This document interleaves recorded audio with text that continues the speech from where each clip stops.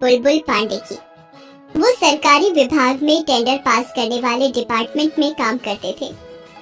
ऊपरी कमाई तो वहाँ इतनी थी कि एक साल में आदमी लाखों रुपए का बैंक बैलेंस बना ले। लेकिन हमारे पांडे जी तो ठहरे सीधे साधे भोले भाले। कोई उन्हें घूस देने की पेशकश करता तो वो समझ ही नहीं पाते। एक बार की बात है, एक ठेकेदार टेंडर पास करने के बदले में एक मिठाई के डब्बे में उन्हें नोटों की गड्डियां देकर वापस जाने लगा। पांडे जी ने जब डिब्बा खोला तो उसमें नोट ही नोट थे। अरे ठेकेदार साहब, अरे आपका ये डिब्बा छूट गया है। अरे देखिए तो इसमें नोट ही नोट भरे हुए हैं। अरे ऐसी लापरवाही मत कीजिए, पैसे बहुत मेहनत से कमाए जाते हैं भाई साहब, इस तरह कोई इन्हें छोड़कर जाता है क्या? पांडे जी की बात सुनकर सारा ऑफिस उन्हें मुस्कुराकर देखने लगा। ठेकेदार भी छिप गया। अब वो कैसे कहता कि ये तो टेंडर पास करने के लिए घूस के पैसे हैं। वैसे वो ये कह भी देता तो हमारे पांडे जी उन पैसों को हाथ तक नहीं लगाते, क्योंकि उन्हें लगता था कि ईमानदारी से बढ़कर कोई पूंजी नहीं होती। बहरहाल लगभग 40 साल के हो चुके हमारे पांडे जी इन दिनों बहुत परेशान से हैं। असल में उनकी शादी तय हो गई है। उनकी पत्नी ऐश्वर्या इतनी सुंदर है कि हमारे पांडे जी को तो एक सप्ताह विश्वास ही नहीं हुआ कि इतनी सुंदर लड़की उनकी पत्नी बनने वाली है।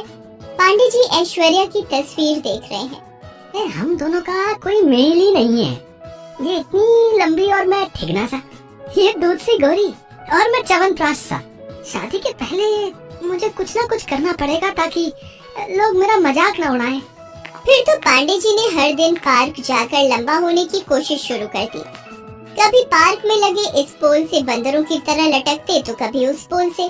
हर दिन घर आकर अपनी लंबाई नापते भी, लेकिन कोई फर्क उन्हें नहीं पड़ा। फिर एक दिन टीवी पर विज्ञापन देखकर लंबा होने की दवाई भी मंगाई, लेकिन लंबाई जस की तस रही। इस बीच शादी का दिन आ गया। पांडे जी की ऐश्वर्या से शादी हो गई। सुहाग रात के दिन। आप बहुत ही खूबसूरत हैं। आपके आगे मैं कुछ भी नहीं, लेकिन मैं इतना वादा आपसे करता हूँ कि मैं प्यार आपसे कहीं ज्यादा करूँगा। एक लड़की को और क्या चाहिए पांडे जी। ऐश्वर्या पांडे जी को बहुत प्यार करती थी, लेकिन पांडे जी हमेशा खुद को कम समझते और उन्हें लगता कि ऐश्वर्या उन्हें उतना प्यार नहीं करती। इधर पांडे जी के मोहल्ले के लड़के पांडे जी के ऑफिस जाने के बाद उनकी बीवी को ताड़ते। एक दिन जब वो ऑफिस से लौटे तो उन्होंने देखा कि उनकी पत्नी बालकनी में कपड़े उठा रही है और कुछ छिछोरे किस्म के लड़के उसे घूर रहे हैं। तुम लोग यहाँ क्या कर रहे हो? जब भी मैं देखता हूँ तुम लोग मेरी बालकनी की तरफ ही घूरते रहते हो। अब घूरने पर सरकार ने बैन तो नहीं लगाया ना? वो तो ठीक है, लेकिन तुम लोग मेरी बीवी को घूरते हो, ये अच्छी बात नहीं है। अरे ये क्या बिना मतलब हम पर इल्जाम लगा रहे हैं आप? हैं? अगर आपको दिक्कत है तो अपनी बीवी को घर में बंद कर दीजिए, ताला लगा कर रखिए घर में। है पांडे जी समझ गए कि इन लोगों को कहकर कोई फायदा नहीं है। वो वहाँ से जाने लगे तो उन्होंने सुना कि वे लड़के उनकी पीठ के पीछे कह रहे हैं कि लंगूर को अंगूर मिल गया है। पांडे जी को बहुत बुरा लगा, लेकिन उन्हें खुद भी तो ऐसा ही लगता था। इस बीच उनके पड़ोस में एक बहुत ही हैंडसम सा लड़का अंकित रहने आया। एक दिन सुबह सुबह उनके दरवाजे की घंटी बजी। ऐश्वर्या ने दरवाजा खोला। नमस्ते जी, वो क्या है ना कि मैं नया आपके पड़ोस में रहने आया हूँ। हाँ देखा है मैंने आपको। देखिए ना, मुझे याद ही नहीं रहा कि चीनी खत्म हो गई है और सुबह सुबह मुझे चाय पीने की बुरी आदत है। अब इस समय कोई दुकान तो खुली नहीं होगी, आप बुरा न माने तो थोड़ी चीनी मिलेगी। अरे इसमें बुरा मानने वाली क्या बात है, पड़ोसी तो पड़ोसी के काम आता है। पांडे जी ने ऐश्वर्या को अंकित से इस तरह बातें करते देखा तो मन ही मन वो जल भुन गया। इसके बाद तो अंकित अक्सर उनके घर कुछ न कुछ लेने के लिए आता रहता। एक दिन पांडे जी ने ऐश्वर्या को टोक दिया। अरे ये क्या, ये सुबह सुबह मुंह उठाकर हर दिन चला आता है ये लड़का? अरे हमने कोई परचून की दुकान खोल रखी है क्या? क्या कह रहे हो, धीरे बोलो, कहीं उसने सुन लिया तो। पता है बड़ा ही अच्छा लड़का है ये अंकित। तुम जब घर में नहीं होते हो और मुझे किसी चीज की जरूरत हो तो ये तुरंत ला देता है। सच में ऐसे लड़के आजकल होते कहाँ हैं? अच्छा, ये मेरे गैर हाजिरी में भी यहाँ आता है क्या? है? हाँ कई बार। कोई दिक्कत है क्या? नहीं, क्या दिक्कत होगी?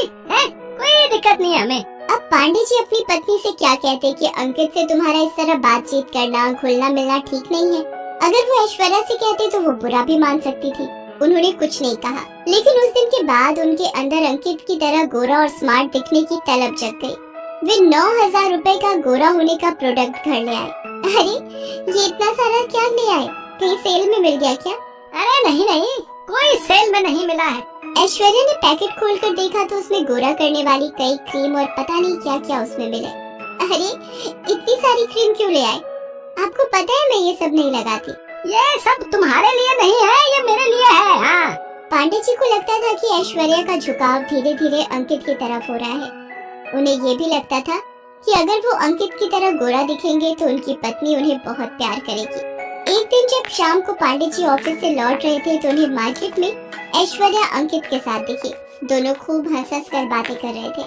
उन्हें इस तरह देखकर पांडे जी को बहुत बुरा लगा। वो घर आ गए। थोड़ी देर बाद ऐश्वर्या भी अंकित के साथ घर लौटी।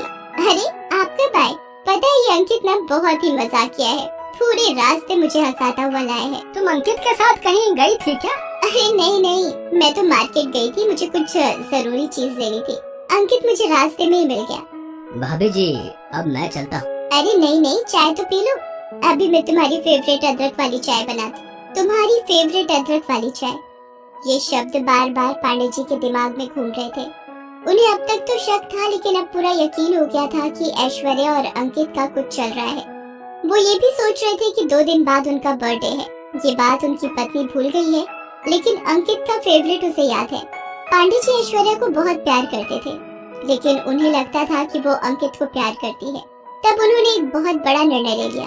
उनको तो हमेशा से लगता ही था कि वो ऐश्वर्या के लिए फिट नहीं है, इसलिए उन्होंने ऐश्वर्या और अंकित की जिंदगी से दूर जाने का फैसला किया। उन्होंने उस घर को छोड़ दिया और निकल गए। चिंता, परेशानी, टेंशन में भरे हमारे पांडे जी सड़क पर चले जा रहे थे। तभी उन्हें कुछ लोगों का शोर सुनाई। अरे भागो!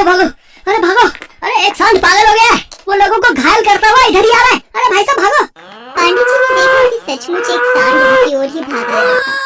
वो जब तक कहीं भागते उस सांड ने उन्हें बुरी तरह घायल कर दिया। वे बेहोश हो गए। वो तो लोगों ने उस सांड को भगाया, नहीं तो पांडे जी का बचना मुश्किल था। जब उन्हें होश आया तो उनके पूरे शरीर पर पट्टियां बंधी हुई थी और वे अस्पताल में थे। ये मुझे अस्पताल कौन ले आया? अरे मैं मर क्यों नहीं गया? अब क्या फायदा है जिंदा रहकर? भगवान ने बहुत सारी कमियां मुझ में दी, लेकिन मैंने कभी कोई शिकायत नहीं की। लेकिन जिससे मैं प्यार करता था, जिस बीवी के साथ पूरा जीवन बिताने की सोचता था, वो किसी और के साथ। ये सब सोचकर पांडे जी फिर से रोने लगे। तभी वहाँ पर उन्हें ऐश्वर्या दिखी, जो डॉक्टर से बात कर रही थी। पांडे जी को बहुत आश्चर्य हुआ कि वो यहाँ क्या कर रही है। तभी ऐश्वर्या उनके पास आई। मैं आपसे बहुत नाराज हूँ, आप अपना ध्यान बिल्कुल नहीं रखते। अगर आपको कुछ हो जाता तो मेरा क्या होता? आपको पता नहीं मैं आपको कितना प्यार करती हूँ। ये कहकर ऐश्वर्या पांडे जी के गले लगकर रोने लगी। तभी वहाँ पर डॉक्टर साहब भी आ गए। अब कैसा फील कर रहे हैं आप? पता है आपकी बीवी बहुत बहादुर है। उस दिन जब आप घायल हो गए थे तो ये अकेली ही आपको यहाँ लेकर आई। आपको ब्लड चढ़ाने की जरूरत थी, आपकी पत्नी ने ही ब्लड दिया। जब तक आपकी हालत नहीं सुधरी, ये बेचारी आपके बगल में ही बैठी रही। पांडे जी ऐश्वर्या के बारे में क्या क्या सोच रहे थे और वो क्या निकले, ये सब सोचकर पांडे जी की आंखें भर आईं। बातों बातों में उन्हें पता लगा कि ऐश्वर्या पांडे जी को उनके आने वाले बर्थडे पर उनकी पसंद का शर्ट सरप्राइज में देना चाहती थी, और वो उस दिन उसी रास्ते से गुजर रही थी जहाँ सांड ने पांडे जी को घायल किया था, और अंकित को तो वो भाई की तरह मानती थी। पांडे जी अपनी नादानी पर मंद मंद मुस्कुरा रहे थे। हाँ, जो